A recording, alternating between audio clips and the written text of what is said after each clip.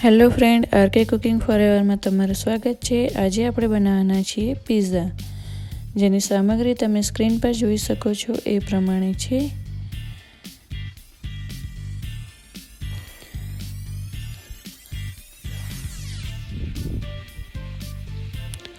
અડધો કપ ગરમ પાણી લીધો છે, એની અંદર 2 ચમચી ખાંડ ઉમેરી અને આપણે એને મિક્સ કરી લેવાનું છે।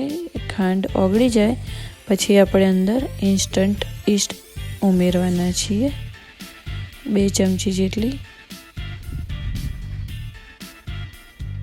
અમારે નાનું પેકેટ હતું એ જ મેં એડ કરી દીધું છે અને આ ઇન્સ્ટન્ટ છે એટલે તમારે બીજું કંઈ પ્રૂફિંગ માટે ટાઈમ નથી રાખવાનો, ડાયરેક્ટ જ અંદર લોટ ઉમેરી દેવાનો છે। મેં આ ટોટલ 3 વાટકી લોટ લીધો છે, એમાં 2 ચમચી મીઠું ઉમેર્યું છે અને 2 ચમચી જેટલું તેલ ઉમેર્યું છે અને હવે આપણે એને બધું મિક્સ કરીને અને જરૂર મુજબ પાણી ઉમેરી અને લોટ બાંધી દેવાનો છે। લોટ બહુ ઢીલો બી નથી કરવાનો અને બહુ કાઠો બી નથી રાખવાનો, એવી રીતે આપણે પરોઠાનો લોટ બાંધીને એવી રીતે બાંધી દેવાનો છે। હવે એમાં થોડોક કોરો લોટ ઉમેરી અને પછી ઉપર થોડું તેલ લગાવી અને પ્રૂફિંગ માટે એને મૂકી દઈશ। ઉપર મેં ક્લીન પેપર લગાવ્યું છે। હવે તમે જુઓ છો હું આ વેજીટેબલ અંદર યુઝ કરવાની, આવી રીતે મેં રેપ લગાવીને અને મૂકી દીધો છે, પ્લાસ્ટિક રેપ લગાવીને। હવે આજે અમારો 2 કલાક પછી લોટ ફૂલીને પિઝા બનાવવા માટે તૈયાર છે।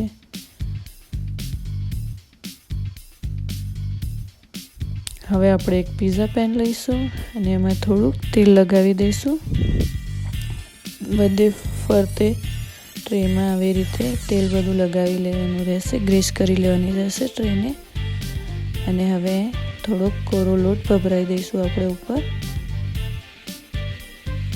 કે જેથી પિઝાનો બેઝ સારો બને।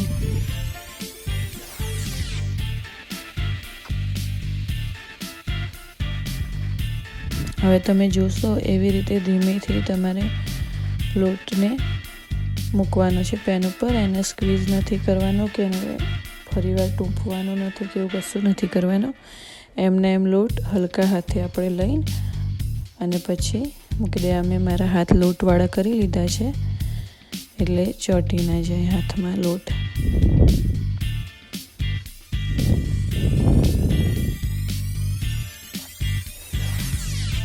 એકદમ શાંતિથી આવી રીતે સાઈડમાંથી કરીને બોલ જેવું બનાવીને એમને એમ લોટને આપણે યુઝ કરવાનો છે।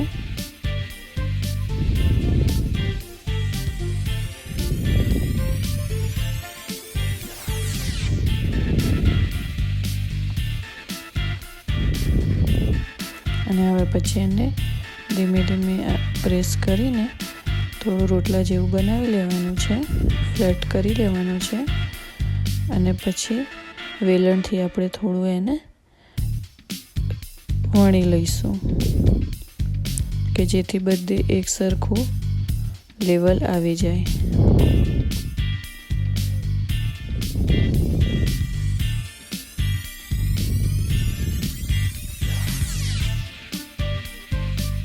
આપણે ધ્યાન રાખવાનું છે જ્યારે આપણે લોટ આવી રીતે ફેલાવીએ ત્યારે ખાસ ધ્યાન રાખવાનું રહેશે કે એક બાજુ જાડું પતલું એવું ના રહે, એ સમાન હોવું જોઈએ। આવી રીતે ધીમે ધીમે કરીને આપણે આખા પેનના પાથરી દઈશું લોટને।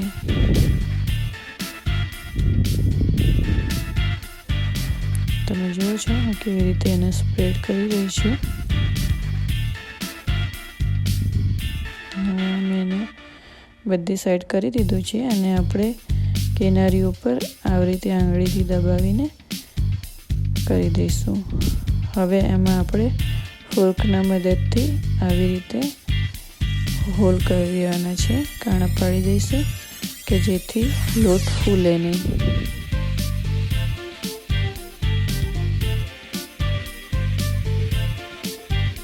અને કાણા પાડવાથી સરખી રીતે કૂક પણ થઈ જાય છે।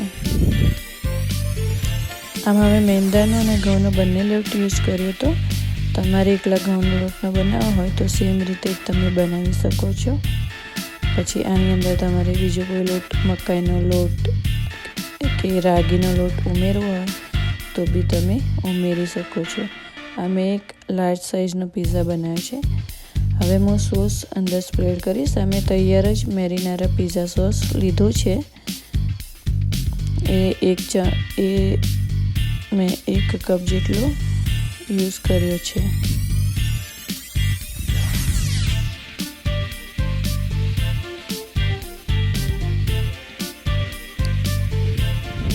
આપણે જાડો સોસ જ યુઝ કરવાનો છે. એમાં પાણી નાખીને યુઝ કરવાનું નથી, કારણ કે પાણીવાળો બહુ પતલો સોસ હશે ને તો એ સ્વાગી બનાવી દેશે પિઝાને, એટલે એ વાતનું ખાસ ધ્યાન રાખવાનું રહેશે.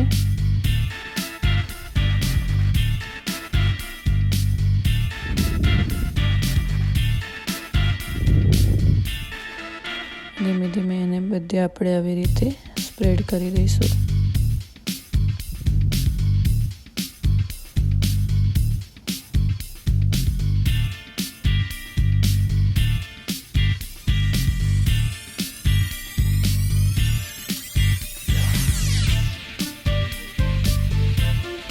અમે પિઝા સોસ લીધો છે. તમારી જોડે ના હોય તો તમે કેચઅપનો પણ ઉપયોગ કરી શકો છો.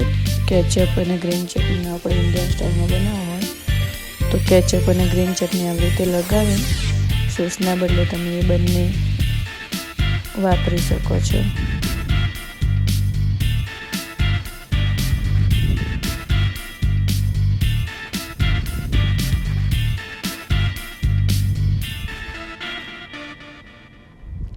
હવે આપણે થોડી ચીઝ સ્પ્રિંકલ કરી લઈશું કે જેથી આપણે જે પણ ઇન્ગ્રેડિયન્ટ્સ એડ કરીએ એ લોટના સાથે ચીપકી જાય.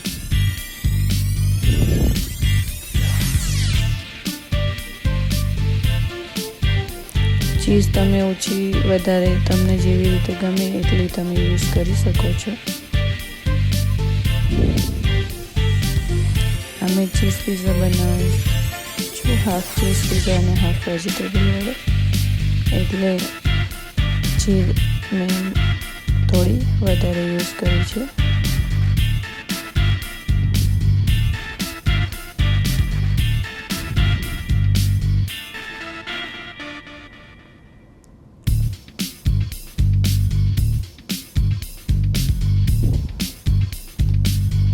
મેં આજે આમાં કેપ્સિકમ અને પાઇનેપલ, ઓનિયન અને મશરૂમનો ઉપયોગ કર્યો છે. વેજીટેબલમાં તમે તમારી પસંદના કોઈ પણ વેજીટેબલ યુઝ કરી શકો છો. તમને પનીર ભાવતું હોય તો પનીર પિઝા બી તમે સેમ રીતે બનાવી શકો છો, પણ એના માટે ખાલી પનીરને તમારે મેરિનેટ કરેલું પનીર વાપરવાનું રહેશે.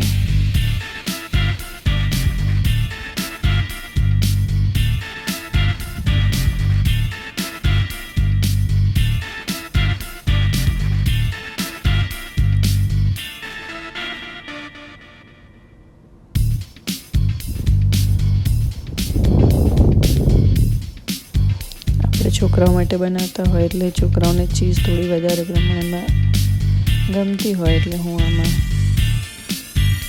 ચીઝ થોડી વધારે એડ કરું છું.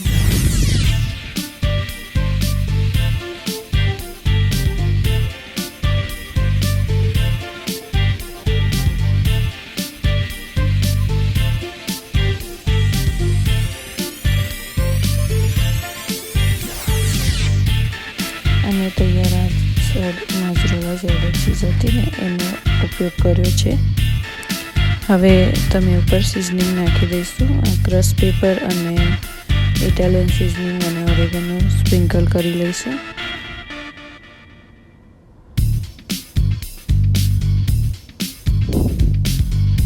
તમે જુઓ છો એક સાઈડ મેં વેજીટેબલ એડ કરી દીધા છે અને એના ઉપર થોડી ચીઝ એડ કરી દઈશું. આપણે નીચે વધારે ચીઝ એડ કરી હતી એટલે ઉપર થોડી ઓછી ચીઝ સ્પ્રિંકલ કરીશું. તમે જુઓ છો આ રેડી થઈ ગયું છે ઓવનમાં મૂકવા માટે. હવે આ તૈયાર થઈ જાય. મેં ઓવન ઓલરેડી પહેલાં પ્રી હીટ કરી દીધેલું છે. 400 ફેરનહીટ પર. હવે થોડો વધારે મસાલો એડ કરી દઈશું આપણે. હવે હું 400 ફેરનહીટ પર મૂક્યું છે અને હું 18 મિનિટ માટે કૂક કરી લીધું છે. હવે પિઝા રેડી છે. એન્જોય.